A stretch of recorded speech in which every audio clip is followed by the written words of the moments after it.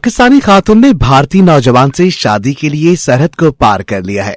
जी हाँ, एक बहुत ही खूबसूरत कहानी हम आपको बताने जा रहे हैं। जवेरिया खानम कानूनी तौर पर अटॉर्नी वाघा बॉर्डर से भारत में दाखिल हुई हैं। वहाँ उनके होने वाले शौहर समीर खान ने उनका ढोल बाजों के साथ इस्तकबाल किया है। समीर खान का ताल्लुक कोलकाता से है। जवेरिया खानम 45 दिन के वीजे पर भारत आई। समीर खान ने अपनी लव स्टोरी के बारे में बताया कि 2018 में मेरी वालदा के फोन में मैंने तस्वीर देखी। मुझे वो तस्वीर बहुत पसंद आई।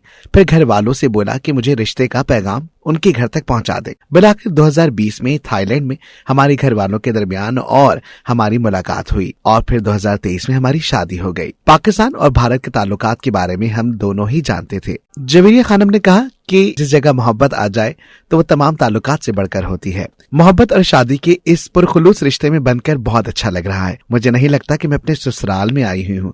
बहुत प्यार और खुलूस के साथ मुझे यहाँ रखा गया है। हम आगे की अपनी जिंदगी बहुत खूबसूरती से अच्छे तरीके से गुजारने का इरादा रखते हैं।